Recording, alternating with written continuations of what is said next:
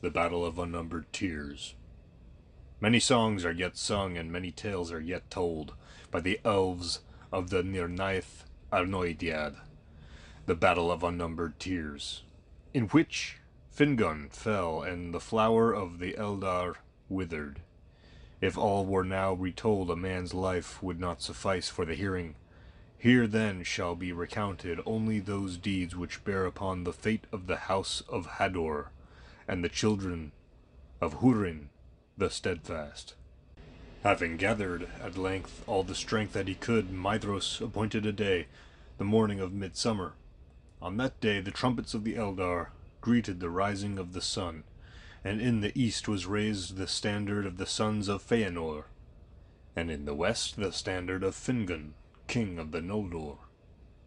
Then Fingon looked out from the walls of Aethel Sirion, and his host was arrayed in the valleys and woods upon the east of Eredwethrin, well hid from the eyes of the enemy, but he knew that it was very great, for there all the Noldor of Hithlum were assembled, and to them were gathered many elves of the Falas, and of Nargothrond, and he had great strength of men.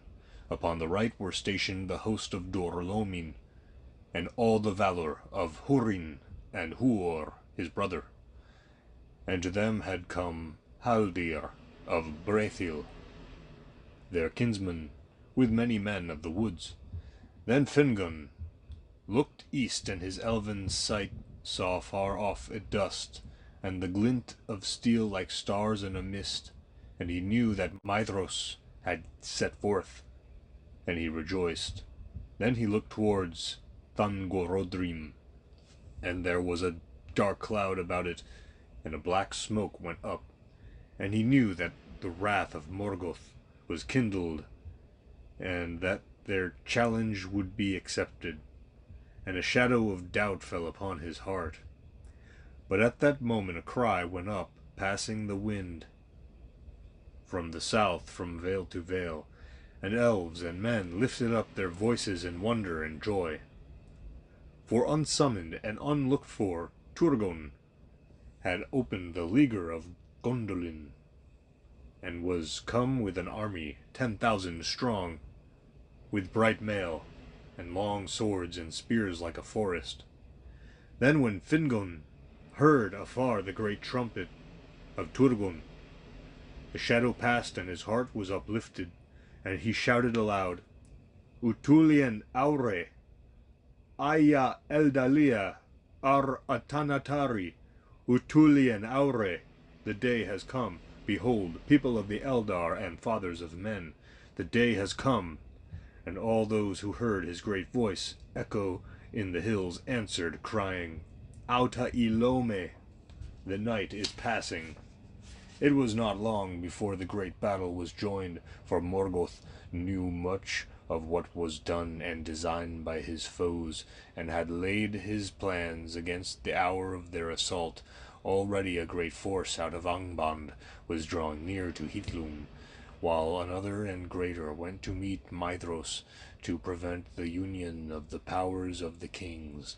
And those that came against Fingon were clad all in dun raiment, and showed no naked steel, and thus were already far over the sands of Anfauglith before their approach became known. Then the hearts of the Noldor grew hot, and their captains wished to assail their foes on the plain, but Fingon spoke against this. Beware of the guile of Morgoth, lords, he said. Ever his strength is more than it seems, and his purpose other than he reveals. Do not reveal your own strength, but let the enemy spend his first in assault on the hills. For it was the design of the kings that Maedhros should march openly over the Anfauglith with all his strength, of elves and of men and of dwarves.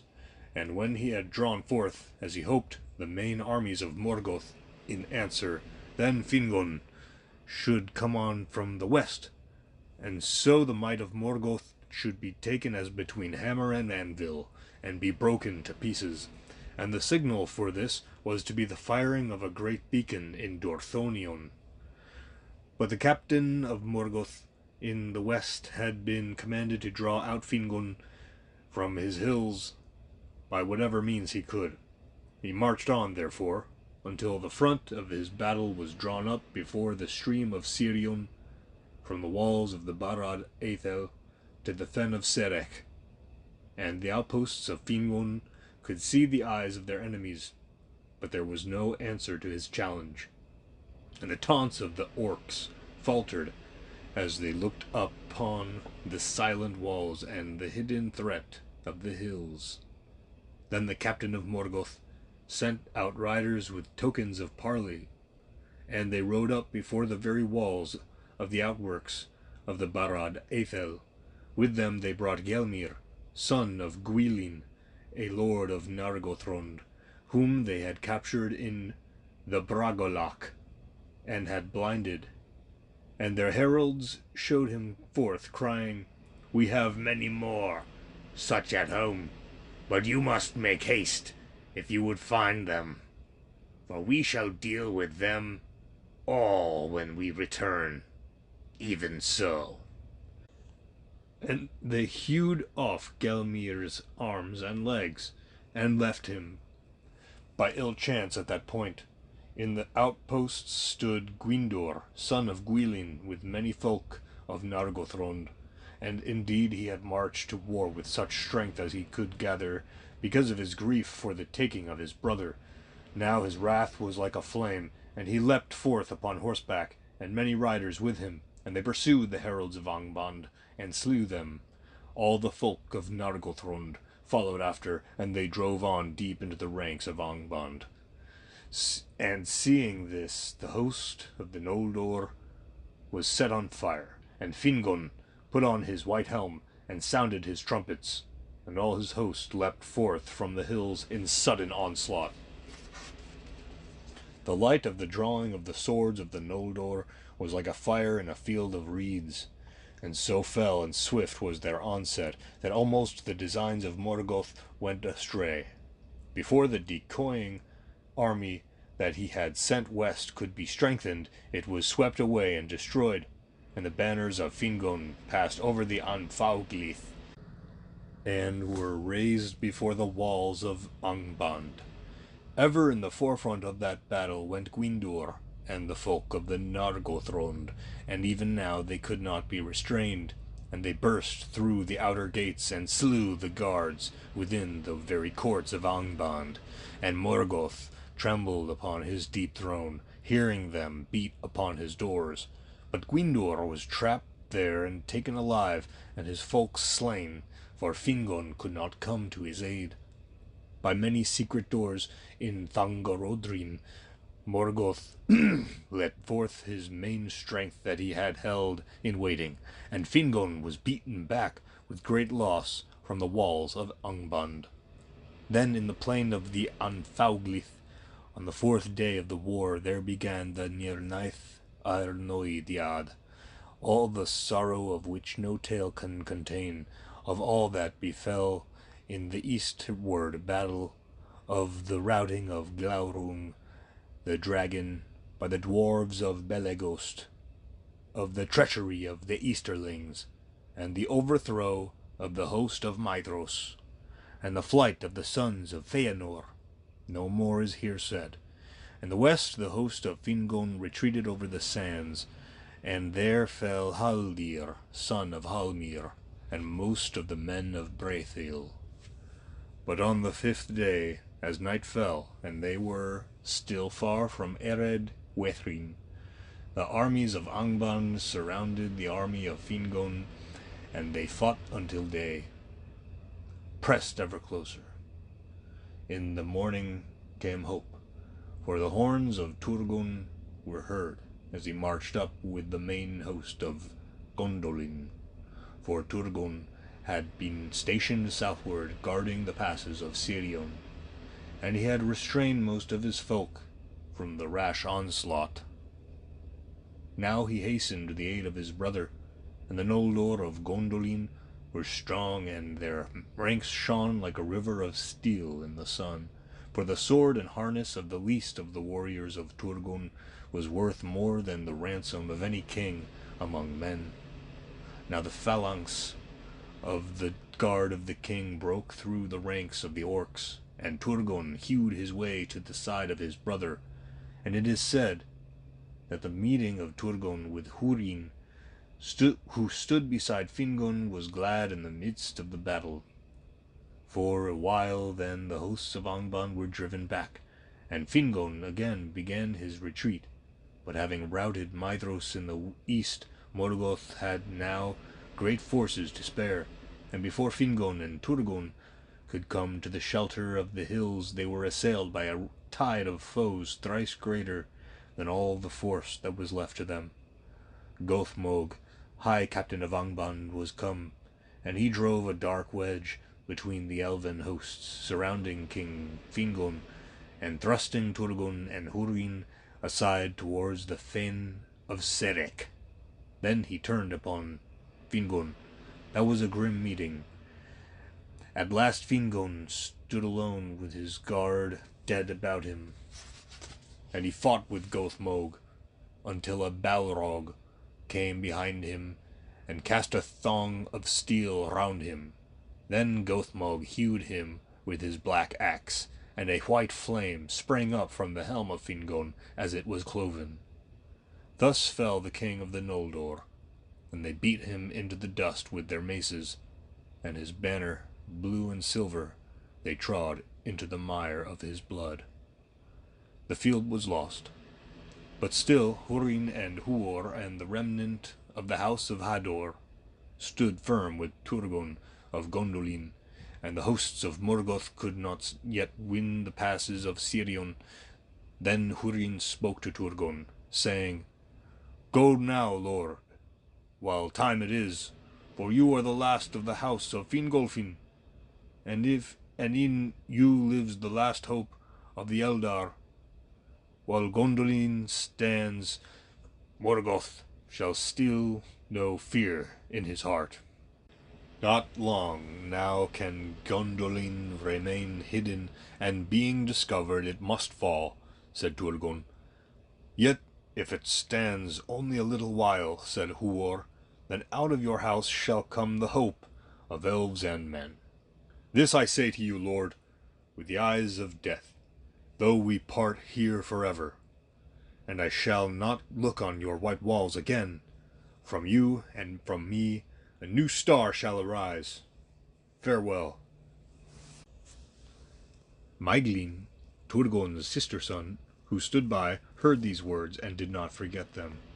Then Turgon took the counsel of Húrin and Huor, and he gave orders that his host should begin a retreat into the passes of Sirion, and his captains Ecthelion and Glorfindel guarded the flanks to right and left, so that none of the enemy should pass them by, for the only road in that region was narrow and ran near the west bank of the growing stream of Sirion. But the men of Dorlomin held the rear guard, as Húrin and Huor desired, for they did not wish in their hearts to escape from the Northlands, and if they could not win back to their homes, there they would stand to the end. So it was that Turgon fought his way southward, until coming behind the guard of Húrin and Huor, he passed down Sirion and escaped, and he vanished into the mountains and was hidden from the eyes of Morgoth. But the brothers drew the remnant of the mighty men of the house of Hador about them, and foot by foot they withdrew, until they came behind the fen of Serek, and had the stream of Rivil before them. There they stood and gave way no more. Then all the hosts of Angband swarmed against them, and they bridged the stream with their dead, and encircled the remnant of Hithlum as a gathering tide about a rock. There, as the sun westered and the shadows of the Ered Wethrin grew dark, Huor fell, pierced with a venomed arrow in the eye, and all the valiant men of Hador were slain about him in a heap, and the orcs hewed their heads and piled them as a mound of gold in the sunset. Last of all, Húrin stood alone. Then he cast aside his shield, and seized the axe of an orc captain, and wielded it two-handed, and it is sung that the axe smoked in the black blood of the troll guard of Gothmog until it withered, and each time that he slew, Húrin cried aloud, Aure Entuluva! Day shall come again. 70 times he uttered that cry, but they took him at last alive by the command of Morgoth, who thought thus to do him more evil than by death. Therefore the orcs grappled Húrin with their hands, which clung to him still, though he hewed off their arms, and ever their numbers were renewed, till he fell buried beneath them. Then Gothmog bound him, and dragged him to Angband with mockery. Thus ended the Nirnaeth Arnoediad, as the sun went down beyond the sea. Night fell in Hithlum, and there came a great storm of wind out of the west. Great was the triumph of Morgoth, though all the purposes of his malice were not yet accomplished. One thought troubled him deeply and marred his victory with unquiet. Turgon had escaped his net. Of all his foes, the one whom he had most desired to take or to destroy. For Turgon of the great house of Fingolfin was now by right king of all the Noldor, and Morgoth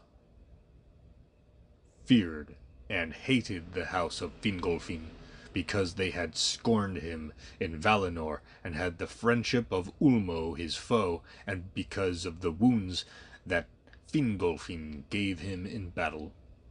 And most of all Morgoth feared Turgon, for of old in Valinor his eye had lighted on him, and whenever he drew near, a dark shadow had fallen on his spirit, foreboding that in some time that yet lay hidden in doom, from Turgon ruin should come to him.